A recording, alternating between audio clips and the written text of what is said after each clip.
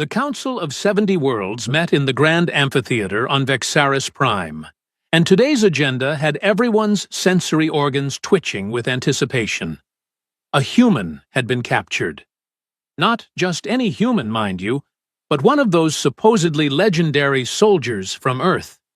The ones who had been making quite the nuisance of themselves across 3-star systems, disrupting trade routes, liberating prisoners, and generally behaving like they owned the galaxy. Captain Vrel of the Dominion Guard stood before the assembled delegates, all 4 of his arms crossed, in what he clearly thought was a posture of supreme confidence. "Honored delegates," he announced, his voice resonating through the chamber with that particular smugness only a Vexarian could achieve. After months of pursuit, we have finally captured the human known as Marcus Trent. He is currently secured in Detention Block 7, stripped of all weapons and technology. Tomorrow, we will extract information about Earth's military capabilities and finally put an end to their interference. A wave of clicking, buzzing, and various sounds of approval rippled through the crowd. Delegate Quarren, a floating jellyfish creature from the oceanic world of Tethys 9, pulsed with bioluminescent satisfaction. "Excellent work, Captain. I assume he was heavily armed when captured?" Vrel's mandibles clicked together in what passed for a smile among his species. "Oh yes, Delegate. The human carried 17 different weapons. Plasma rifles, magnetic accelerators, explosive devices, energy blades, even something called a combat knife, made from primitive metal. We confiscated everything." "And the interrogation chamber?" asked Minister Kroll, whose species resembled a 6-legged beetle the size of a small vehicle. "It is secure?" "Completely," Vrel assured him. "Reinforced durasteel walls, 3 meters thick, energy-dampening fields, gravity inhibitors, 20 armed guards outside. That human is not going anywhere." What Captain Vrel failed to mention, because he genuinely did not understand it himself, was that Marcus Trent had allowed himself to be captured. Oh, sure, the Dominion forces thought they had executed a brilliant tactical ambush on the mining colony of Persef Station. They thought their superior numbers and coordinated attack had overwhelmed the lone human operative. They thought wrong.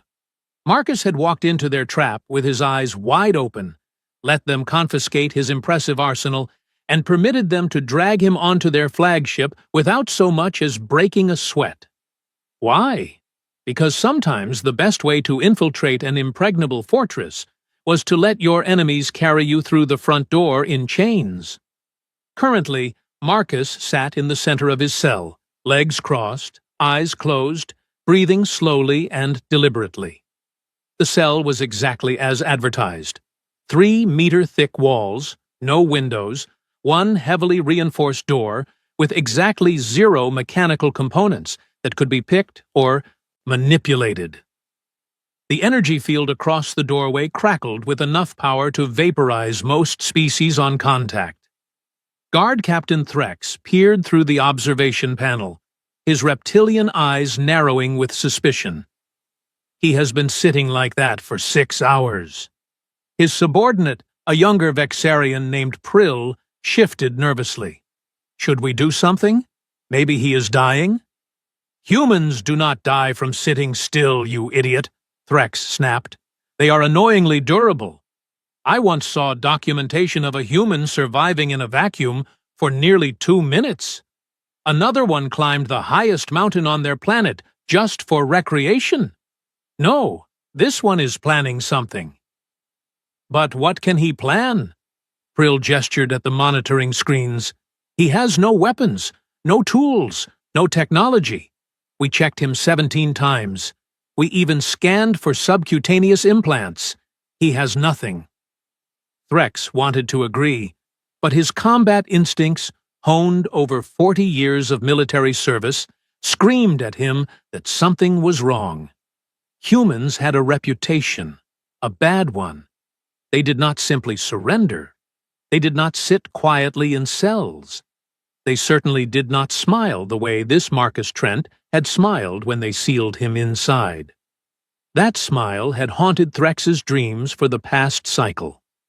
Inside the cell, Marcus opened his eyes. He had spent the last 6 hours doing absolutely nothing except meditating and mentally cataloging every single detail of his environment. The guard rotations changed every 4 hours. The energy field powered down for exactly 2.3 seconds during each rotation to allow the security scan to refresh. The air circulation system cycled every 20 minutes, pulling atmosphere from his cell and pumping in fresh oxygen-nitrogen mix. The walls were indeed 3 meters of Durasteel. The ceiling rose 5 meters overhead, also Durasteel, with 6 atmospheric vents arranged in a hexagonal pattern. The floor was poured concrete, seamless, no hatches or weak points. It was, objectively speaking, an excellent prison cell for anyone who needed tools or weapons to be dangerous. Marcus stood, rolling his shoulders and neck, producing a series of pops that made the guards outside flinch on their monitors. He stretched, going through a full range of motion exercises, and began to pace the perimeter of his cell. 13 steps along each wall, 65 square meters total. The dimensions would matter shortly. "He is moving," Prill reported unnecessarily, as both guards could clearly see the human pacing. "Alert, Captain Vrel," Threx ordered, his tail lashing with agitation. "I want backup standing by." "For what? He is just walking." "Just do it." Within minutes, 10 additional guards had assembled outside the detention block, all armed with shock weapons and neural disruptors. Captain Vrel himself arrived, looking annoyed at being summoned from his victory celebration. "What is the emergency?" he demanded. "The human is pacing," Threx reported. Vrel stared at him. "Pacing." "Yes, sir." "You called me away from my meal because the prisoner is walking around his cell?" "Sir, I have dealt with dangerous species before. The Kralok berserkers, the hive swarms, the crystalline predators of Sigma-6. I know when something is about to happen." Vrel's mandibles clicked with irritation, but he moved to the observation panel anyway. Marcus had stopped pacing, and now stood in the exact center of the cell, hands loose at his sides, head tilted back to examine the ceiling. "He is just standing there," Vrel said. "You are being paranoid, Threx." As if on cue, Marcus looked directly at the observation panel. At them, his expression was calm, almost friendly. Then he winked. "I do not like this," Prill whispered.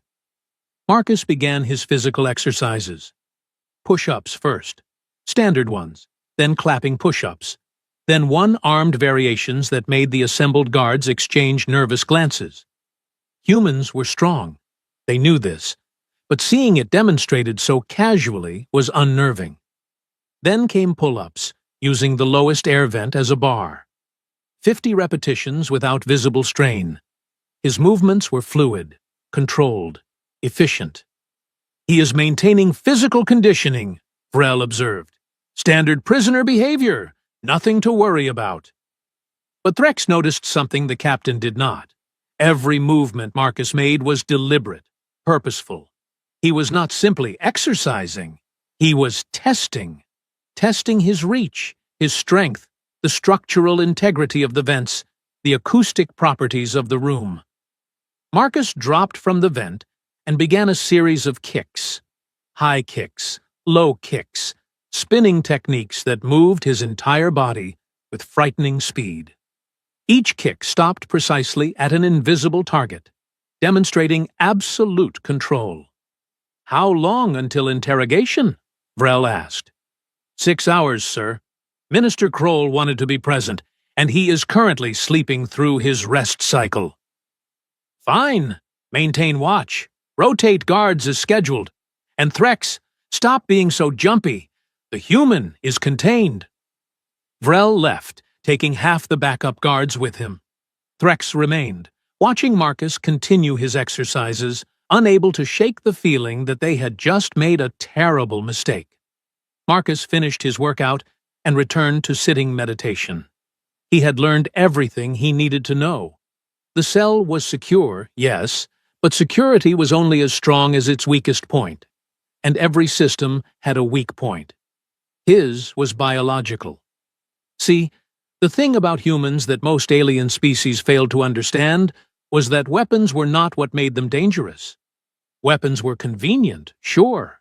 They extended reach, multiplied force, enabled options.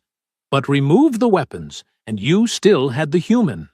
And humans were apex predators wrapped in a thin veneer of civilization.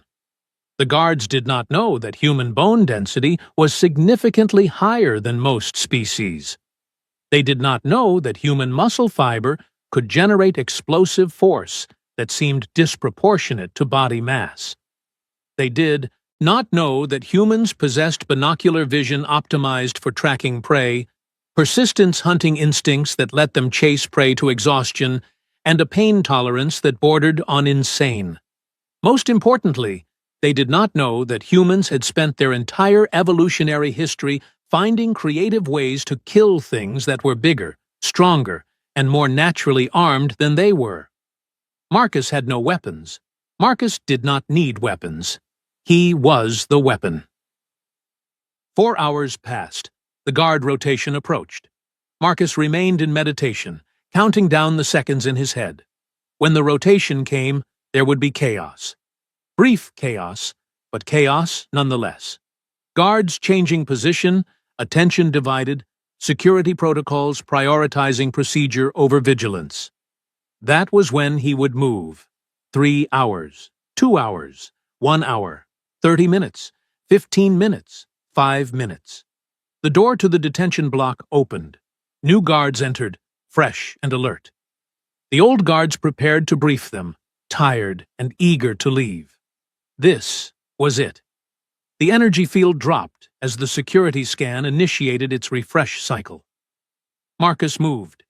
He was across the cell in 3 strides, vertical before the guards even registered motion, hands gripping the edges of the topmost air vent. His fingers found purchase on the metal grating, and he pulled.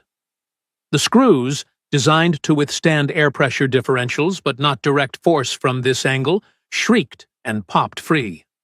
Alarms immediately blared to life. "He is escaping!" someone shouted, which was adorable because Marcus was not escaping. Not yet. He dropped back to the floor, the vent grating in his hands. It was roughly 60 centimeters square, made of reinforced aluminum composite, with a nice sharp edge where it had torn free. Now he had a weapon. The energy field snapped back to full power, but Marcus was already moving to the side wall, away from the door. The guards would expect him to try the door. Humans were clever that way. "Alert Captain Vrel!" Threx was shouting. "Get a security team down here, now!" Marcus examined his new tool. The grating was light, maneuverable, and the edges were satisfyingly sharp. More importantly, it was conductive. He could work with this. The atmospheric system, now compromised, began pumping replacement air at increased volume, trying to maintain pressure. The other vents roared with airflow. "Good." "What is he doing?" Prill asked, watching Marcus hold the grating up to one of the lower vents. "I have no idea, and that terrifies me," Threx admitted. Marcus wedged the grating into the airflow, angling it precisely. The increased air pressure caught the metal, and he used it as a lever, redirecting the airflow across the cell in a concentrated stream. He moved to another vent, repeating the process, slowly building up air pressure in specific areas. "Is he trying to breathe all the air?" one guard wondered. "No, you moron. He is doing something with the atmospheric system." Marcus smiled. These aliens had clearly never experienced Earth weather.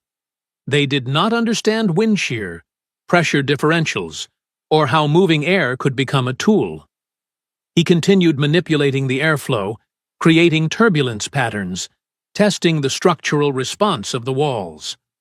More guards arrived, led by an extremely angry Captain Vrel. What is happening? He pulled off a vent grating, sir. So, it is just a piece of metal. He cannot cut through durasteel with that. No, sir, but he is doing something. Vrel peered through the observation panel. Marcus had now removed a second grating and was using both to create some kind of makeshift bellows system, concentrating airflow into high-pressure streams. This is ridiculous. He is wasting time. Prep the neural disruptors. We will sedate him and conduct interrogation early. Sir, the disruptors need line of sight and the energy field. Then drop the field and shoot him. Threx grabbed Vrel's arm. Sir, with respect, that might be exactly what he wants. He is unarmed except for a piece of metal.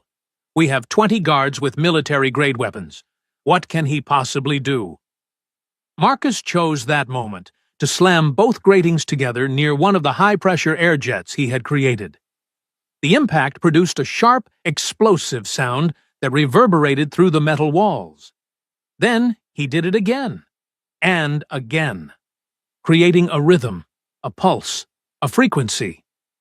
What is that noise? Prill asked. Marcus was testing resonance. Every structure had a resonant frequency, a specific vibration that, if matched and amplified, could cause catastrophic failure. He was nowhere near that frequency yet, but he was learning, adapting, finding the harmonic weak points in the walls. He is trying to collapse the cell, Threx realized. He is using sound waves. That is impossible, Vrel scoffed. The walls are 3 meters thick. For most species, yes, but humans, they come from a world of earthquakes, tsunamis, hurricanes. They understand destructive frequencies. Marcus grinned, still slamming the gratings together in increasingly complex patterns. He was not actually trying to collapse the cell. That would take days and equipment he did not have. But the guards did not know that. And fear was a weapon too. Drop the field! Sedate him now! Vrel ordered. The energy barrier dissipated. 6 guards aimed neural disruptors through the doorway. Marcus dove sideways, using one of his makeshift air jets to propel himself faster than should be possible, the gratings spinning in his hands like shields. The neural bolts missed. All of them. Marcus rolled, came up throwing, and one of the gratings sailed through the doorway like a discus, spinning horizontally at head height. It caught one guard across the face mask, shattering it, sending him sprawling backward into his companions. The second grating followed immediately, thrown vertically this time, and it struck another guard's weapon, knocking the disruptor from his grip. Then Marcus was in motion again, sprinting directly at the doorway. "Close the field!" Threx shouted, but Marcus had already calculated the timing. He went low, sliding across the smooth floor like a baseball player stealing home, his momentum carrying him through the doorway just as the energy field snapped back into existence behind him. Now he was outside the cell, in a corridor, with 20 very surprised guards. Marcus stood slowly, empty-handed again, and smiled. "Evening, gentlemen," he said cheerfully. "Thanks for the accommodations, but I really must be going." Someone fired. Marcus was already moving, closing distance faster than their tracking systems could compensate. He was inside their firing lines before they could adjust, among them, turning their numbers into a liability. Human combat doctrine called it close quarters battle. Marcus called it Tuesday. He struck with hands, elbows, knees, feet. Every part of his body was a weapon. A palm strike to a breathing orifice, an elbow to a joint, a knee to what looked like it might be important. He moved through them like water, never stopping, never standing still, using their bodies as shields against their companions' fire. Guard after guard fell, some unconscious, some just hurt. Marcus did not particularly want to kill anyone today. He just needed them out of his way. Captain Vrel backed away, his forearms fumbling for his sidearm. Marcus was on him before he could draw it. one hand grabbing Vrel's primary weapon arm, the other striking the nerve cluster at what passed for the captain's neck. Vrel crumpled. Threx found himself staring at the human across a corridor of groaning, incapacitated guards. He raised his weapon, but his hands were shaking. "You should run," Marcus suggested helpfully. "Tell your superiors that the human has escaped. Sound the alarm. Do all those dramatic things you military types do." "How?" Threx whispered. "How did you do this? You had nothing." Marcus spread his arms, indicating himself. "I had me. That was enough." He turned and jogged down the corridor, disappearing around a corner, leaving Threx standing alone among the wreckage of the Dominion Guard's elite security team. Threx slowly reached for his communicator. This was going to be a very difficult report to file. Human. Unarmed. Extremely dangerous. Send everyone. The alarm klaxons screaming through the Vexaris Prime compound sounded like a choir of dying space whales, which was appropriate, because things were about to get significantly worse for the Dominion forces. Marcus jogged through the corridors with the casual confidence of someone who had memorized the entire facility layout during his capture, stopping occasionally to redirect confused guards in the wrong direction. "The human went that way," he helpfully informed a squad of 6 Vexarians, pointing down a corridor that led to the waste processing center. They believed him because, well, who would expect the escaped prisoner to give them directions? Humans, that's who. Minister Kroll had been enjoying a pleasant regeneration cycle when his communication device erupted with frantic reports. He listened with increasing disbelief as Captain Vrel, speaking with the slightly slurred pronunciation of someone who had recently been rendered unconscious, explained that the human had somehow escaped. "What do you mean he escaped?" Kroll demanded, his 6 legs clicking against the floor with agitation. "The cell was impenetrable." "He used air vents, sir." "Air vents? And resonance frequencies." "What?" "And then he just fought everyone, with his body. He turned himself into a weapon." Kroll's compound eyes narrowed. "Captain, have you been exposed to any mind-altering substances?" "No, sir. I am telling you. The human is loose in the facility. We need full lockdown protocols." "Initiate them then," Kroll snapped. "And find that primitive before he reaches the comm center or the hangar bay." The problem with lockdown protocols was that they were designed to keep people out, not in. Marcus had already reached his first objective, a maintenance access panel he had spotted during his forced tour of the facility. The panel opened easily, revealing exactly what he needed: the facility's central power distribution nexus. Now, Marcus was not an electrical engineer, but he had spent enough time blowing things up to understand basic principles. Remove power from point A. Things at point A stop working. It was elegant in its simplicity. He examined the conduits, tracing the glowing lines of energy flowing through translucent tubes. The Vexarians used a plasma-based power grid, which was efficient but had one significant weakness. It required constant magnetic containment. Disrupt the containment, and the plasma would disperse harmlessly, but everything connected to that line would shut down. Marcus found what looked like a primary junction, grabbed a broken piece of metal grating from a nearby maintenance cart, and jammed it into the magnetic coil assembly. The results were spectacular. Lights throughout the eastern wing flickered and died. Emergency power kicked in, but at reduced capacity. Door locks disengaged. Security fields dropped. And most importantly, the gravity inhibitors in Detention Block 7 deactivated. Back in the detention block, Threx was organizing a search party when suddenly everyone's weight tripled. The gravity inhibitors had been set to low power to make it harder for prisoners to move quickly. Without them, full planetary gravity returned, and every guard in the facility suddenly felt like they were wearing lead suits. "What now?" Threx groaned, struggling to lift his weapon. Marcus, having grown up on Earth with its perfectly normal gravity, felt absolutely fine. Better than fine, actually. He moved through the darkened corridors like a ghost, occasionally stopping to disable security cameras by the simple expedient of jumping up and ripping them off the walls. He passed a window overlooking the facility's main assembly hall and paused. Below, he could see hundreds of guards mobilizing, organizing search patterns, establishing checkpoints. They were efficient, he had to give them that. Completely wrong, but efficient. A younger Vexarian guard rounded the corner and nearly ran into him.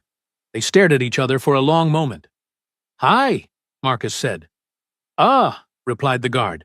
"You have not seen me." "I have not?" "Nope. I am a figment of your imagination, brought on by stress and poor dietary choices." "Oh, okay." The guard nodded, clearly too overwhelmed by the chaos to process what was happening, and walked away. Marcus continued toward his second objective, the communications center. He needed to contact his extraction team and get off this rock before the Dominion brought in reinforcements. The problem was that the comm center would be heavily guarded, probably the most defended location in the facility, after the detention block. He needed a distraction. Marcus found what he was looking for in a storage bay: atmospheric regulators for the facility's life support system. He spent 5 minutes adjusting the settings, rerouting air pressure, and creating a cascading feedback loop. Then he opened all the valves simultaneously. The effect was immediate and hilarious.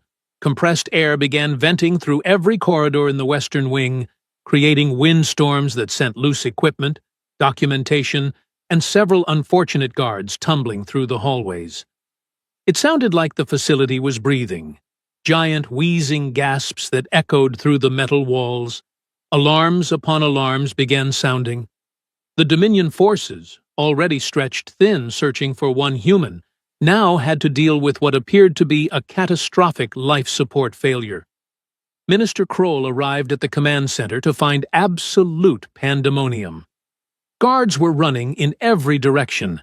Screens showed various systems failing, and somewhere in the distance, someone was screaming about wind. "Status report," he demanded. "Sir, the human has sabotaged the power grid and atmospheric systems.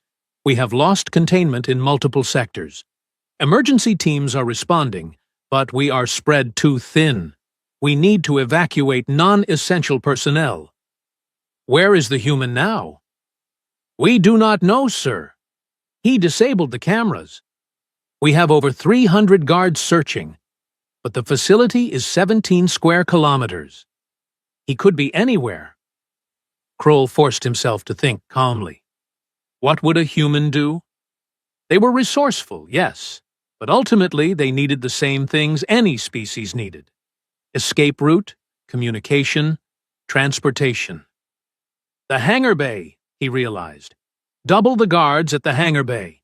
He will try to steal a ship. It was excellent tactical thinking. Unfortunately, Marcus was not heading to the hangar bay. He was currently 3 levels above it, crawling through an air duct that led directly to the communication center. Yes, he had removed the gratings from his cell and created that whole dramatic scene. But mostly because he needed those specific gratings removed so he could access the ventilation system from inside his cell without anyone noticing the damage until later. Planning ahead was wonderful. Marcus emerged from the duct into a storage closet adjacent to the comms center. He could hear voices on the other side of the door. At least 6 guards, maybe more. The room would be hardened against direct assault, with multiple backup systems and probably some kind of dead man switch that would fry the equipment if breached improperly. Fortunately, Marcus did not need to breach anything. He just needed 60 seconds of unsupervised access. He opened the closet door slightly, grabbed a cleaning supply container, and threw it down the opposite corridor. It clattered loudly, exactly as intended. "Check that out," someone ordered, and 4 guards jogged off to investigate the noise. Marcus slipped out, moved along the wall, and appeared behind the remaining two guards like a particularly unpleasant surprise.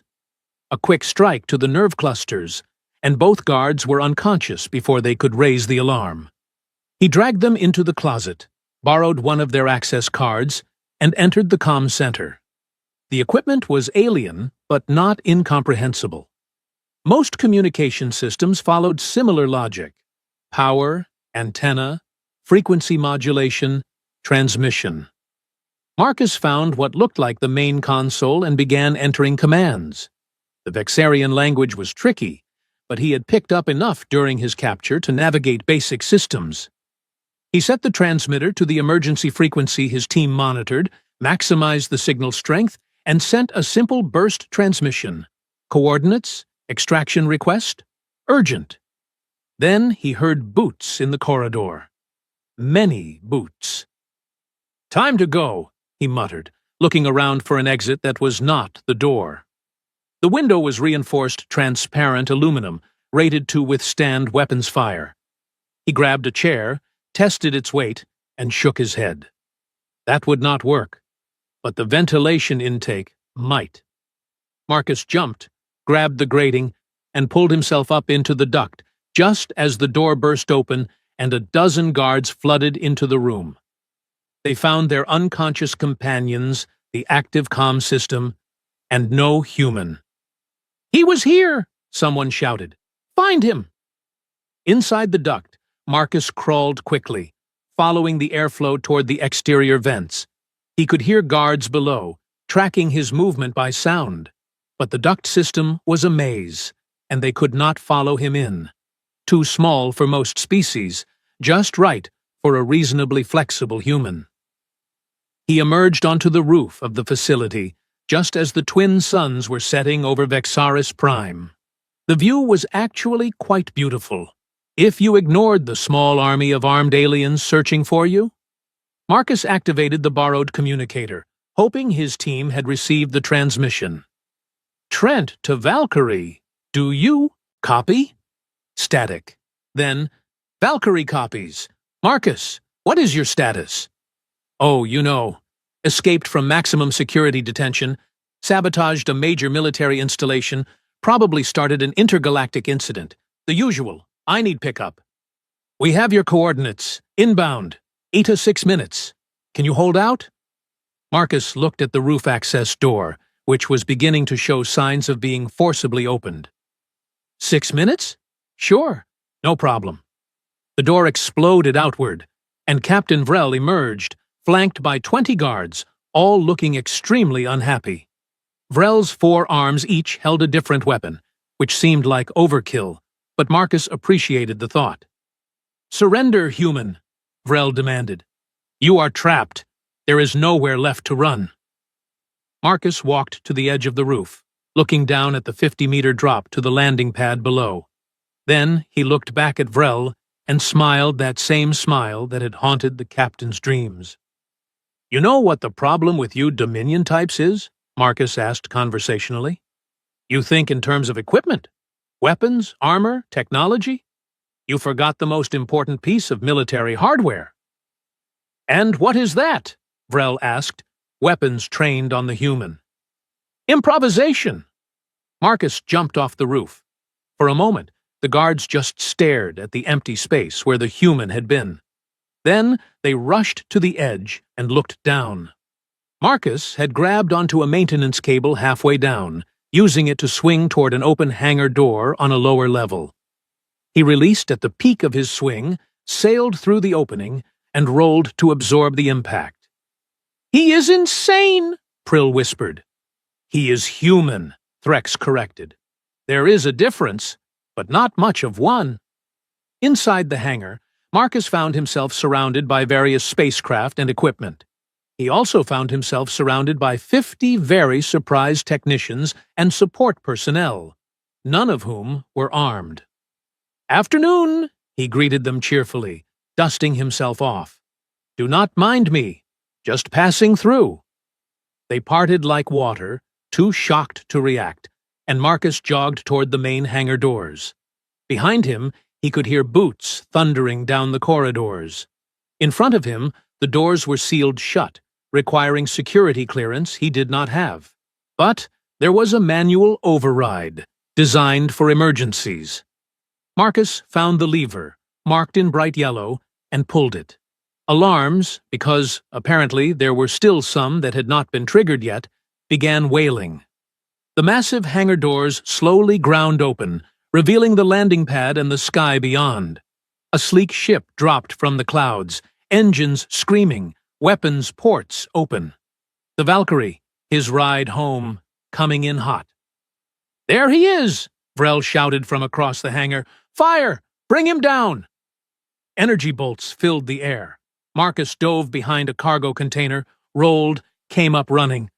The Valkyrie's boarding ramp dropped, and he could see his teammate Reeves in the doorway, covering fire from a plasma rifle keeping the guards back. "Move it, Marcus!" Reeves shouted. Marcus sprinted the last 20 meters, jumped, caught the ramp, and pulled himself aboard. "Go! Go! Go!" The Valkyrie lifted off, taking fire from the ground, shields flaring with impacts. Inside, Marcus collapsed against the wall, breathing hard, grinning like a madman. "Did you get what we needed?" Reeves asked. Marcus tapped his head. "Everything. Guard rotations, security protocols, facility layout. Plus, I sent their entire compound into chaos. Should buy our people at least a week before they reorganize." "And you did all this unarmed?" "Well," Marcus looked at his hands. "Not completely unarmed." Below, on the landing pad, Captain Vrel watched the ship disappear into the atmosphere. Around him, his facility was a disaster. Systems failing, guards injured, security compromised. And it had all been done by one human with no weapons. Minister Kroll arrived, surveying the damage with growing horror. "Explain this to me, Captain. How did one primitive escape from the most secure facility in the sector?" Vrel turned to face the minister, his mandibles clicking with resignation. "Because we made a fundamental mistake, Minister." "Which was?" "We thought taking away his weapons would make him harmless." Vrel gestured at the chaos around them. "We were wrong. The human did not need weapons. He was never unarmed. We just did not understand what he was armed with." "And what was that?" "Himself, sir. His body, his mind, his species, entire evolutionary history. Humans spent millions of years as persistence predators, apex survivors on a death world. They learned to turn everything into a weapon, every situation into an advantage. We gave him a cell, he turned it into an escape route. We gave him guards, he turned them into obstacles. We gave him a facility, he turned it into a playground." Kroll's legs trembled with suppressed rage. "This will be reported to the High Council. The Dominion has been humiliated." "Yes, sir," Vrel agreed. "But may I suggest something?" "What?" "In my report, I will recommend that we do not attempt to capture humans again. At least, not without significantly better understanding of what we are dealing with." Threx, standing nearby, nursing a bruised sensory organ, nodded agreement. "The captain is right, Minister. We thought we were capturing a soldier. What we actually captured was something far more dangerous." "And what is that?" Kroll demanded. "A motivated human," Threx said. "And as we have learned today, there is nothing in the galaxy more dangerous than a human who has decided to accomplish something. No amount of walls, guards, or security systems will stop them. They will find a way. They always find a way." Far above the planet, aboard the Valkyrie, Marcus was receiving a hero's welcome from his team. Commander Lisa Park shook her head in amused disbelief as she reviewed his mission report. "You caused a facility-wide catastrophe using air. Vents and wind?" she asked. "And gravity," Marcus added. "Do not forget the gravity manipulation. That was inspired. The Dominion is going to be extremely upset about this." "Good," Marcus stretched, wincing at sore muscles. Maybe they will think twice before kidnapping humans again. We are not some primitive species they can push around. Reeves handed him a drink. So, what did you learn about their capabilities? Marcus's expression turned serious. They are well organized, well equipped, and they follow doctrine religiously, which is both their strength and weakness. They think in terms of standard threats and responses. They have trouble adapting when something unexpected happens. Like a human? Exactly like a human. We are the galaxy's wild cards. Every other species evolved on relatively stable worlds with predictable conditions. We evolved on Earth, where the planet itself was actively trying to kill us. Volcanoes, earthquakes, ice ages, predators, diseases. We learned to adapt or die. That adaptability is our greatest weapon. Commander Park looked at the strategic map displaying Dominion territory. They have bases on 47 worlds, fleets in every major system, and they have been expanding aggressively for decades. If we are going to stop them, we need allies. Then we show the galaxy what we showed them today, Marcus said, that humans cannot be caged, controlled, or conquered, that we turn every disadvantage into an advantage, that we are dangerous, not despite being unarmed, but because we are never truly unarmed. Pretty speech, Reeves laughed. But next time, could you maybe not let yourself get captured? My blood pressure cannot take another rescue mission. Where is the fun in that? Marcus grinned. Besides, we needed the intelligence. Sometimes the best way to scout a fortress is from the inside. Back on Vexaris Prime, emergency crews worked through the night repairing the damage one human had caused. Captain Vrel filed his report, knowing his career was probably over. Minister Kroll contacted the High Council, attempting to spin the disaster into something less catastrophic. And Threx, sitting alone in the recovered detention cell, stared at the empty space where Marcus Trent had sat in meditation hours before. On the wall, the human had scratched a message using a piece of torn metal. It was in English, which Threx had to run through a translator. The message read, "Thanks for the hospitality. Sorry about the mess. Humans send their regards." Threx laughed, a harsh clicking sound. "Send their regards," he repeated. "Yes, they certainly did." He stood, leaving the cell, and made a decision.